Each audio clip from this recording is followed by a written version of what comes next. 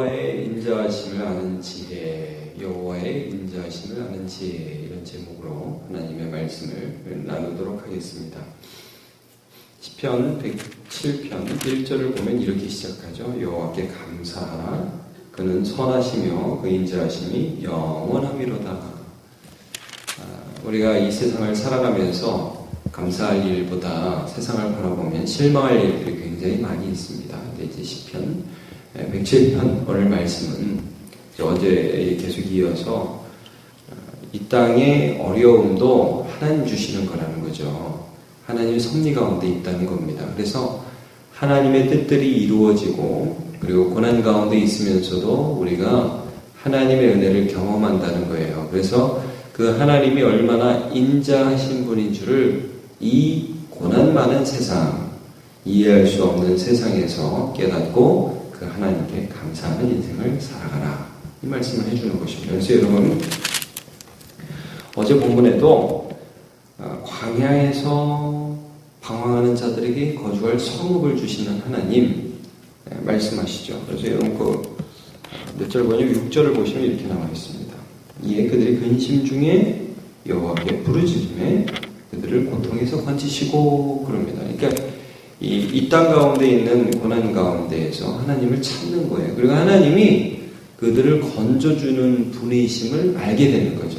이게 지혜라는 것입니다. 자, 그 다음에 13절도 보세요. 이에 그들이 그 환난 중에 여호와께 부르짖음에 그들의 고통에서 구원하시고. 그러니까 환난 중에 깨닫는 거죠. 하나님밖에 찾을 분이 없다. 이걸 아는 거예요. 근데 환난이 와야 그렇게 해요. 또 하나님이 그것도 주신다는 거죠. 그래서 하나님께 기도하면서 하나님이 응답하시는 걸 알면서 하나님 참 좋은 분이구나, 나를 건져주는 분이구나 하는 걸 깨닫게 되는 거죠. 이 지혜라는 것입니다. 자, 19절도 보세요. 비슷한 말씀이 계속 반복되죠. 19절. 이에 그들의 고통 때문에 여호와께 부르짖으며 그가 그들의 고통에서 그들을 구원하시되. 속량하시는 하나님, 그들을 구원하시는 하나님, 하나님이 어려움도 주세요. 근데 그 어려움 가운데 우리를 구원하신다는 거죠. 자, 오늘 본문 가보겠습니다. 23절부터 보면 우리 인생을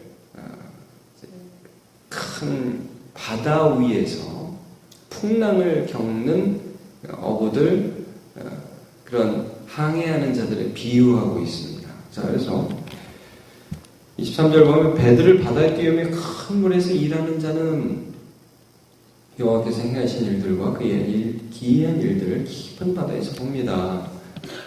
근데 일단 하나님이 풍랑과 바다 물결을 일으키시는 어려움을 주세요.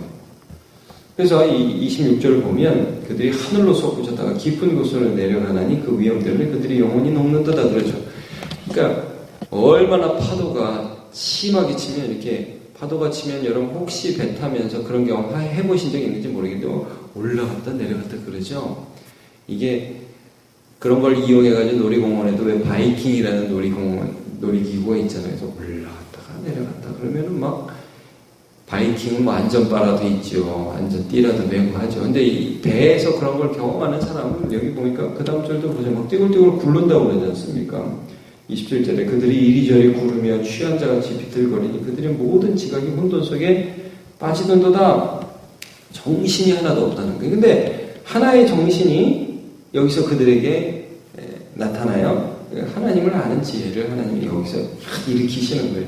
그래서 이 18절에 이에 그들이 그들 고통 때문에 여호와께 부르짖으며. 여러분 이 아파서 부르짖는 거지 믿어서 부르짖는 게 믿음이 좋아서 부르짖는 게 아니에요. 너무 고통스러우니까 하나님뿐이 찾을 분이 안 계신 거죠. 그래가지고 여호와께 부르짖으니까 여호와께서 그들의 고통에서 그들을 인도하여 내십니다. 야, 하나님이 계시구나. 이거 알려주시는 거죠. 이걸 알려주시는 거죠. 그러니까 계속 보시면 광풍을 고요하게 하사 물결도 잔잔하게 하시는도다. 그들이 평온함으로 말미암아 기뻐하는 중에 여호와께서 그들이 바라는 항구로 인도하시는도다. 하나님이 이런 분이라는 거죠. 이 말씀을 읽으면서 우리가 생각나는 신약의 하나의 사건이 뭡니까? 예수님이 제자들과 함께 이 갈릴리 바다를 건너시는데 너무 피곤해서 주무시고 계셨어요. 근데 또 풍랑이 일어나죠. 제자들이 어떻게 합니까? 물이 들어오고 막 배가 넘어갈 것 같고, 근데 예수님은 주무시니까, 예수님, 우리가 다 죽어가는데 어째서 이렇게 주무시고만 계십니까? 예수님 뭐 하십니까? 깨우죠. 예수님이 일어나가지고 바람과 바다를 향해서 명령하시잖아요. 성경을 보면 그렇게 나왔거든요. 바람과 바다를 향해서 꾸짖으셨다. 뭐하냐 이 녀석들아 지금 조용히 해. 이렇게 바람과 바다가 잔잔해졌어요. 제자들이 이 광경을 보면서 원래 예수님을 깨울 때는 막 예수님이 우리를 지켜주실 거야. 확실해. 우리는 뭐 믿어. 그래서 그런 믿음이 확실해가지고 흔들림 없이 믿음 가운데 주님 잠깐만 일어나서 한번 꾸짖어 주시면 참 좋겠습니다. 그럼 이건 문제도 아닙니다. 이렇게 기도한 게 아니라 자기들이 너무 힘들어가지고 주님 뭐 하세요? 지금 막 예수님을 혼내죠. 예수님을. 도대체 뭐 하시는 거예요? 주님 지금 주무셔가지고 이게 되겠습니까? 근데 예수님이 일어나서 다 하시는 걸 보고 나서 아니 이분은 누구신데 이렇게 바람과 바다도 순종하지? 그러니까 이 과정을 통해서 오히려 하나님께서 제자들에게 믿음을 주시죠. 예수님과 함께 있으면 되는구나. 풍랑이 안 일어날 수는 없겠지만 예수님과 함께 풍랑을 지나가면 되는 거구나. 그게 지혜라는 거예요. 여러분 우리가 예수를 믿으면서 어려움도 극복해보고 정말 이런 다급함을 너무 많이 만나잖아요. 막 올라갔다 내려갔다 바이킹 타는 것 같은 인생을 살아가죠. 근데 거기서 기도하면서 깨닫는 게 뭡니까? 하나님이 날 죽이려고 그러는 게 아니구나. 기도하라고 그러시는구나. 하나님이 얼마나 좋은 분인지 알게 해주시는구나. 그래서 우리가 그 과정 속에서 하나님을 붙들고 알게 되죠. 그게 지혜라는 것입니다. 그래서 하나님의 인자심을 인생들이 알 때에 그 하나님과 좀 더 가까워지고 하나님을 찬양할 수 있도록 우리를 이끌어 주신다는 거죠. 자, 계속해서 보죠. 그래서 이제 32절까지 전체적으로 시편 107편에 나오는 세 번째 하나의 기사, 그러니까 하나의 사건, 문단 단락이 끝나는 거고요. 38절부터 보시면 하나님의 주권, 어려움도 주시고 회복도 주시고 하는 이 하나님의 주권이 이렇게 표현됩니다. 여호와께서는 강이 변하여 광야가 되게 하시며 샘이 변하여 마른 땅이 되게 하시며 그 주민의 악으로 말미암아 옥토가 변하여 염전이 되게 하시며. 자, 여기까지 보면 이거 하나님이 어려움 주신다 이거죠.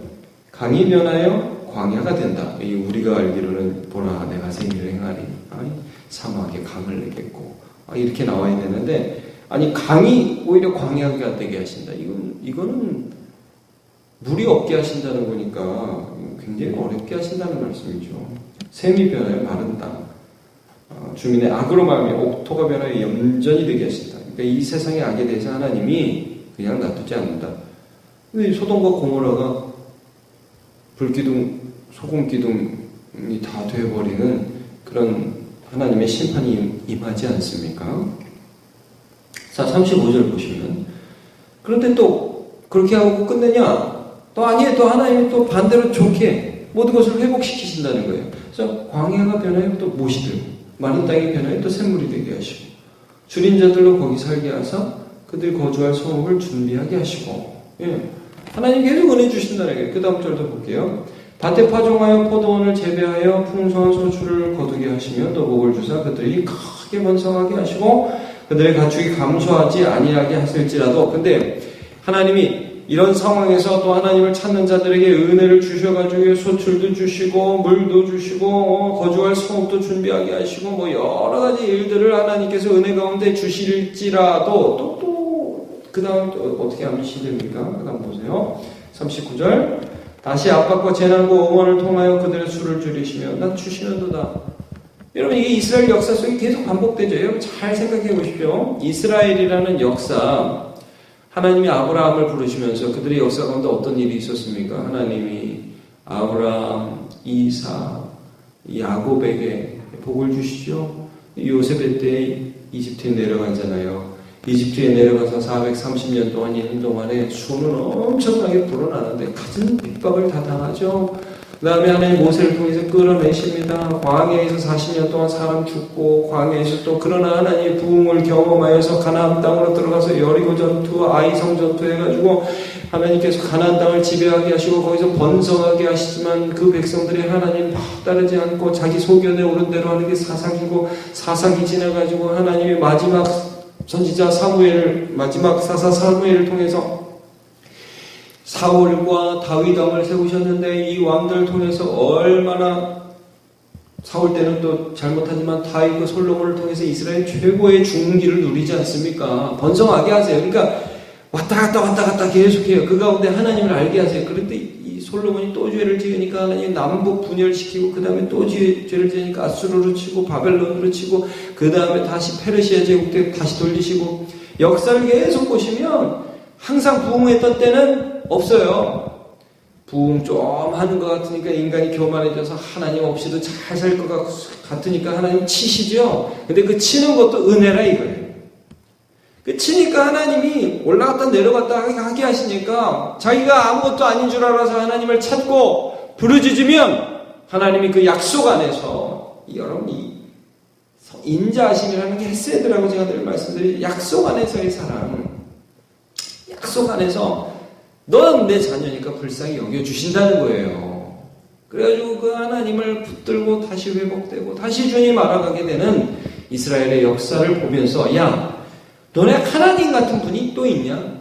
하나님 같은 분을 진작 버렸어도 진작 버렸어야 되는데, 옛날에 너네 버렸어야 되는데 그렇게 하지 않으신 그 하나님, 오늘도 기도를 들어주시는 하나님, 오늘도 너희를 불쌍히 여기시는 그 하나님을 너네가 좀 알고 그 하나님을 향하여 부르며 기도하며 하나님의 은혜를 알고 감사하는 인생, 그 하나님을 증거하는 인생을 살아가라. 이게 지혜다, 이 말씀하시죠. 예레미야에도 어떤 말씀이 있냐면, 제가 한 구절을 읽어드릴게요. 예레미야가 3장 32절인데, 그가 비록 근심하게 하시나 그의 풍부한 인자하심에 따라 긍휼히 여기실 것임이라. 주께서 인생으로 고생하게 하시며 근심하게 하심은 본심이 아니시로다 그랬습니다. 우리 고생시키는 게 하나님 목적 아니에요. 하나님을 알게 하시고 하나님이 복 주시는 하나님의 은혜를 누리게 하시는 것이 하나님의 마음이죠. 여러분, 오늘 마지막 절 한번 보시죠. 마지막 절 43절. 지혜 있는 자들은 이러한 일들을 지켜보고 여호와의 인자하심을 깨달으리로다. 오늘도 여러분 성경 속에서 또 우리의 삶 속에서 고난도 주셨지만 고난 속에서 하나님을 찾도록 인도해 주셨고, 마침내 우리에게 은혜 주신 그 하나님을 알므로 감사하는 인생 사시기를 주님의 이름으로 축복합니다. 기도하겠습니다. 하나님 감사합니다. 우리를 때로 낮추시기 위하여 우리의 고난도 주시지만, 그러나 그 가운데서 고통 가운데 주님을 향하여 부르짖을 때에 기도를 들으시고 우리에게 이 세상에 의지할 분이 하나님 한 분뿐임을 알게 하시며 예수 붙들고 세상 살아갈 수 있는 지혜를 허락하신 하나님을 찬양합니다. 하나님, 이 세상 살아가면서 아무것도 의지할 것 없는 것 같고, 심지어 나도 연약하여 어떠한 소망도 없을 것 같을 때, 그때 성경 속에서 우리에게 찾아오신 우리 하나님을 만나는 시간을 허락하여 주옵소서. 그래서 하나님이 우리의 의지가 되시고 하나님 우리의 소망이 되시기 때문에 주님 붙들면서 이 세상 살아가는 지혜를 얻게 하여 주옵소서. 오늘도 감사의 발걸음으로 인생을 살게 하여 주옵소서. 예수님의 이름으로 기도하옵나이다.